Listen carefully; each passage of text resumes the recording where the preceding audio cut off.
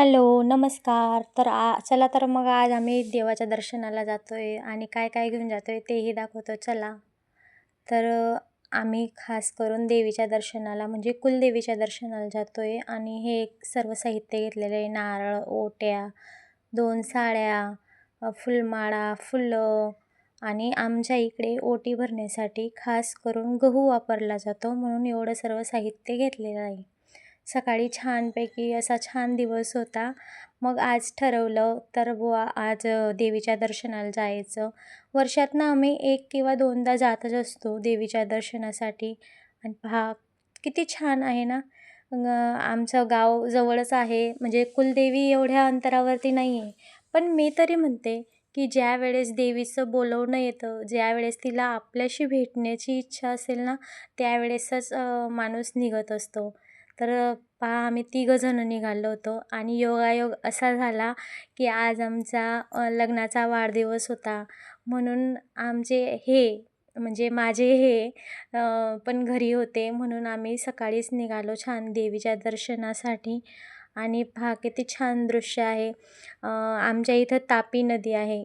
म्हणजे शिरपूरच्या बाहेर तापी नदी आहे. तर तिथं छान असं आणि मला हा परिसर आहे ना तर खूप आवडतो कारण की तापी नदीला नेहमी 12ही महिने पाणी असतंच असतं. आणि खास करून हायवेने जात असताना मला प्रवास खूप आवडतो.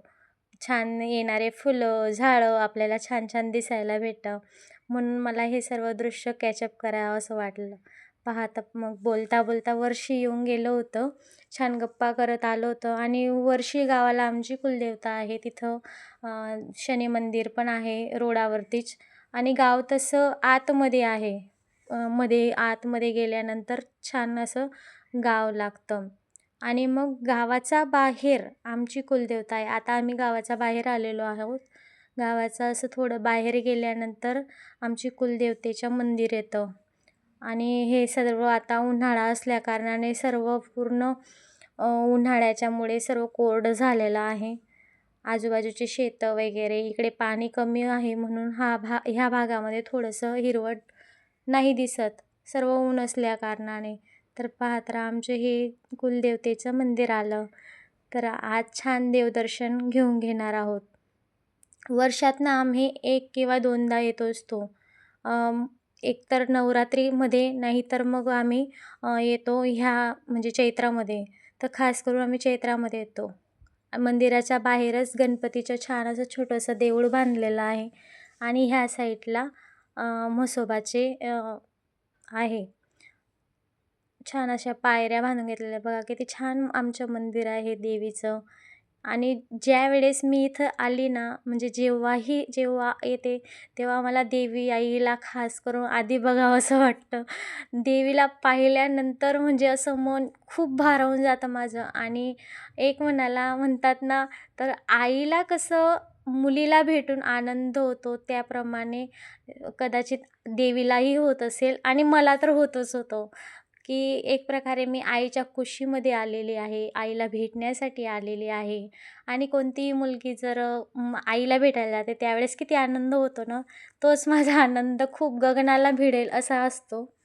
तर मग मी इथं सर्व पूजाचं जे जे साहित्य आणलं होतं आधी ते ताटामध्ये ठेवून घेतलं, छान देवीचं दर्शन घेऊन घेतलं. आणि जे सर्व आणलेलं होतं 2 साड्या आणल्या होत्या देवीला, एक हिरवी आणि एक लाल. आपण नेहमीच देवींना साड्या घेतो त्यावेळेस आपण लाल किंवा हिरवा असा कलर निवडत असतो. तर छान दोघं देवींना छान असं देवीसाठी साड्या घेतल्या. मग नंतर मस्त सर्व ताटामध्ये ठेवून छान पूजा वगैरे केली. पहा तर मग आता मी कशी पूजा केली हेही तुम्हाला सांगते. तर आधी देवींसाठी 2 साड्या आणलेल्या होत्या. मग पुजारी काका म्हणाले की बाई ह्या साड्या मी आजच टाकलेल्या आहेत. तर दोघं साड्या तू फक्त वरून टाकून दे. नंतर मी उद्या साडी देवीला नेसवेल. म्हणून म्हणजे काकांनी त्यांनी मला सहसा करून नेसवू दिली नाही साडी. मग मोठे सांगतायत या अर्थाने मी पण काहीच सांगितलं नाही. फक्त वरून साडी टाकून दिली. नाहीतर मग मी पूर्ण ओपन करणार होती साडीला आणि छान नेसवणार होती. पण काकांनी सांगितलं आणि हे पुजारी काका आहेत आमचे. मंदिराची नेहमी राखण हेच करत असतात, नेहमी तेच सर्व काही पाहतात, म्हणून त्यांचं ऐकावं लागेल. आपण देवीच्या सेवेला नेहमी जाऊ शकत नाही, पण आमच्या देवीच्या सेवेसाठी हे काका नेहमी तत्पर असतात आणि खरंच खूप प्रामाणिकपणे ते त्यांचं कार्य करत असतात. प्रत्येक गोष्ट ही अशी कर बेटा, ते तसं कर, असं खूप प्रेमाने सांगतात. तर आपल्याला वरिष्ठ काहीतरी सांगतात हेही खूप महत्त्वाचं आहे. म्हणून मी त्यांच्या सांगण्यानुसार बाकीचं करत होती. आपल्यालाही येतात, पण कोणीतरी आपल्याला सांगतं ना, ते ऐकणंही खूप महत्त्वाचं असतं. मग छान असं देवीला सर्व जे आणलेलं होतं ओढण्या वगैरे, छान त्याच्यातच हे केलं. साडी वरती टाकून दिली होती डोक्यावरून आणि छान फुलमाळा घालून घेतल्या होत्या आणि जी ओढणी होती, ओढणीमध्ये मी आधी शृंगाराचं सर्व ठेवून घेतलं आणि मग नंतर ओटी भरून घेतली. मी देवींसाठी ठेवण्यासाठी हा करंडा पण आणलेला होता मस्त. तर छान आता इथंच राहणार आणि आमच्या इथं देवीच्या ठिकाणी जे काका आहेत, पुजारी काका, ते छानच म्हणजे सगळी देवीची सर्व तयारी वगैरे रोज सकाळ संध्याकाळ आरती वगैरे छान करतात. आमच्या इकडे गव्हाणे ओटी भरतात. तर असं छान 5 त्या गव्हाणे ओटी भरून घेतल्या दोघं देवींच्या. विडा चढवला देवीला आणि पूर्ण दोघं देवींच्या छान ओट्या भरून घेतल्या. काही भागांमध्ये तांदळाची भरतात, पण आमच्या भागामध्ये सहसा करून गव्हाची भरतात. म्हणतात की ज्या भागामध्ये जे पीक पिकतं त्या भागामध्ये त्या पिकाचीच ओटी भरत असतात. तर छान ओटी भरली गेली होती. नंतर मग देवींना छान फुलं वगैरे सर्व वाहून झालं होतं माझं. नंतर मग इथं अखंड दीप लावलेला होता. आता नवरात्र चालू आहे, चैत्राचे नवरात्र, म्हणून छान दिव्यामध्ये तेल वगैरे टाकून घेतलं आणि नंतर पूजेची म्हणजे आरतीची तयारी केली. पूर्ण पूजा खूप छान झाली होती माझी. देवीला छान हळदी कुंकू वाहून घेतलं आणि पहा ना, जेव्हा आली ना त्यावेळेस देवीचे वेगळं रूप दिसत होतं आणि साडी नेसल्यानंतर म्हणजे साडी टाकल्यानंतर देवीचं जसं खुलून एकदम म्हणजे चेहरा असं प्रसन्न दिसत होता, असं वाटत होतं जणू काही. तुम्हाला वाटत आहे की नाही ते नाही माहिती, पण मी प्रत्यक्ष पाहिल्यानंतर मला एक वेगळंच रूप देवीचं दिसत होतं. आणि खास करून म्हणजे जेव्हा नवरात्र असतात ना, त्यावेळेस कोणत्याही देवीच्या मंदिरात तुम्ही जा, त्यावेळेस देवीचे वेगळंच रूप दिसतं आणि असं आदर तुम्ही जा त्यावेळेस वेगळे भाव दिसतात देवीचे. तर छान अशी आरती करून घेतली दोघं देवींची. मग नंतर श्रीसूक्तम वगैरे असं सर्व म्हणून घेतलं होतं. कारण की आपण वर्षातनं एकदा किंवा दोनदा जात असतो, पण देवीचा मानपान हा झालाच पाहिजे. कारण की ती आपली कुळाची देवता असते आणि कुळाच्या देवीला आपण जर प्रसन्न ठेवलं, तर तिचे भरभरून आशीर्वाद आपल्या कुळावरती असतो आणि हा कुलाचार वर्षातनं करायलाच हवा. आपण त्या ठिकाणी जाऊ शकत नाही, भेट देऊ शकत नाही देवीला. तर त्यामुळेही काही म्हणजे आपल्यावरती प्रसंग म्हणा किंवा काहीतरी अडथळे, कामामध्ये अडथळे येत असतात आणि देवीवरती गेल्याने आपल्याला जे अडथळे असतात ते थोडेसे म्हणजे त्याचा प्रभाव कमी होतो. हे तर मी नक्की अनुभवलेलं आहे. म्हणून मी वर्षामधनं 1 किंवा 2दा जातच असते. मागील वर्षामध्ये थोडंसं तब्येत बरी नसल्याकारणाने मागील वर्षाला जाऊ शकले नाही, म्हणून ह्यावर्षी मी थोडंसं आधीच गेले. आणि चैत्रामध्ये आम्ही चावदसला नेहमी जात असतो. पण ह्यावेळेस आहे ना, मी असं ठरवलं की चावदसच्या वेळेस आपण जाऊ तेव्हा जाऊ, पण मला आधी देवीचा म्हणजे आधी जायचंच आहे. आणि गोष्ट झाली अशी की आज आमचा लग्नाचा वाढदिवस असल्याकारणाने सरांना म्हणजे माझ्या अहोंना मी हेच म्हणाली की मला काही नको, पण आज मला देवीचं दर्शन घ्यायचं आहे. म्हणून मी आदल्या दिवशीच सर्व तयारी करून घेतलेली होती. देवीसाठी सर्व साडी वगैरे सर्व घेऊन आलेली होती.